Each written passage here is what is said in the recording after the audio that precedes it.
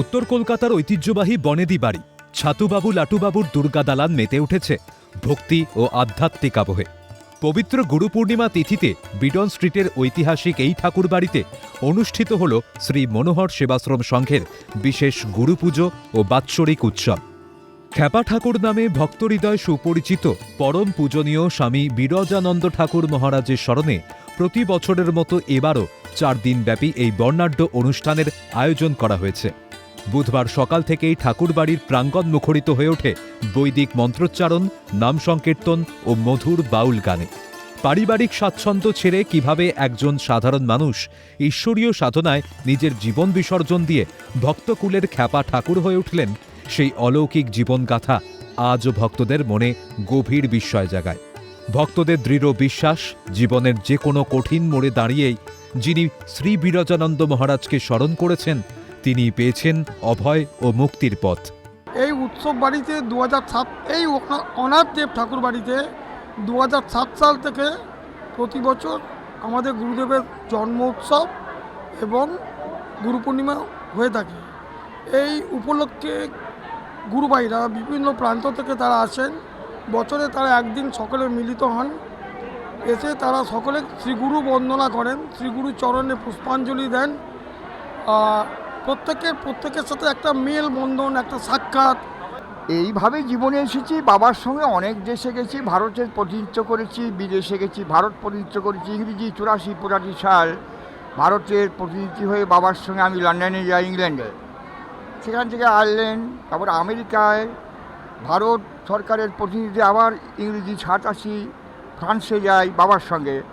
আবার আমি পার্সোনাল আমন্ত্রিত হয়ে 2002 সালে আমি যাই আমেরিকায়, সুইজারল্যান্ড, বেলজিয়াম, হল্যান্ড, এইসব বিভিন্ন দেশে, ইতালি, এইসব দেশে আমি আমন্ত্রিত হই। বাবা ওই সময় জাননি। তা শিকাগো বিশ্ববিদ্যালয়ে ইন্টারন্যাশনালে গান, এই সব দেশে বা এই পর্যন্ত ভারতবর্ষ নিয়ে আমি 44টা ক্যান্ট্রিতে গান করেছি। রাষ্ট্ররাজ এরকম রাজ্য, কেন ওটা দেশগুলো ক্যান্ট্রি হয়ে গেছে তো, গান আমি করেছি মা। এইভাবে জীবন কাটছে আমার। ঠাকুর হচ্ছেন গুরুদেব খ্যাপা মনোহর ঠাকুর, অষ্টসিদ্ধ মহাপুরুষ। উনি সিদ্ধি লাভ করেছিলেন, মহাপুরুষ, ভগবানের তুল্য। আমি ওনাকে ভগবানের মতো মানি। মনোহর সেবাশ্রম সংঘের উদ্যোক্তারা জানান, পরম পূজনীয় মনোহর ঠাকুরের জন্মশতবর্ষের শুভ লগ্ন থেকে শুরু হওয়া এই উৎসব চলে গুরু পূর্ণিমার দিন পর্যন্ত। 4 দিনব্যাপী এই আয়োজনে থাকে হাজার হাজার ভক্ত ও সাধারণ মানুষের মধ্যে মহাপ্রসাদ বিতরণ, বাউল গান, ভজন ও নাম সংকীর্তনের মাধ্যমে আত্মিক আনন্দ পরিবেশন, ঠাকুরের চরণে ভক্তদের শ্রদ্ধাঞ্জলি ও বিশেষ আরতি। মনোহর সেবাশ্রম সংঘের এক প্রতিনিধি বলেন, আজকের দিনে ঠাকুরের আদর্শ অহিংসা ও করুণাই আমাদের মূল চালিকা শক্তি।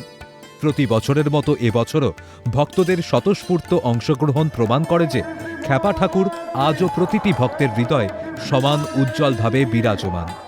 আমাদের গুরুদেবের নাম শ্রী শ্রী 108 স্বামী বিরজানন্দ ভারতী মহারাজ।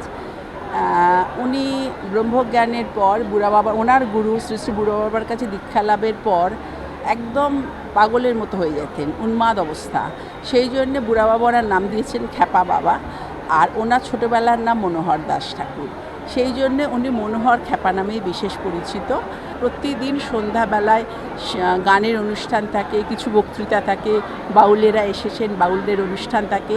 এছাড়া প্রতিদিন বাইরে, আমাদের এই উৎসব প্রাঙ্গণের বাইরে সমস্ত সকলকে খিচুড়ি, আলুর দম, বোঁদে নরনারায়ণ সেবার জন্য দেওয়া হয়।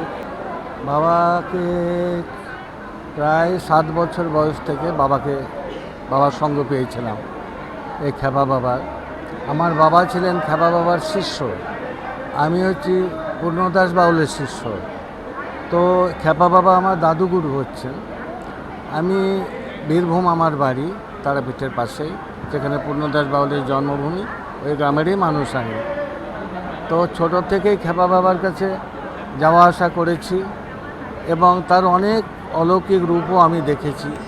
উত্তর কলকাতার বিডন স্ট্রিটের এই প্রাচীন প্রাঙ্গণে ভক্তদের সমাগম ও ভক্তিপূর্ণ পরিবেশ প্রমাণ করে দেয়, সময় বদলালেও গুরুর প্রতি বিশ্বাস ও শ্রদ্ধার মেলবন্ধন আজও অটুট।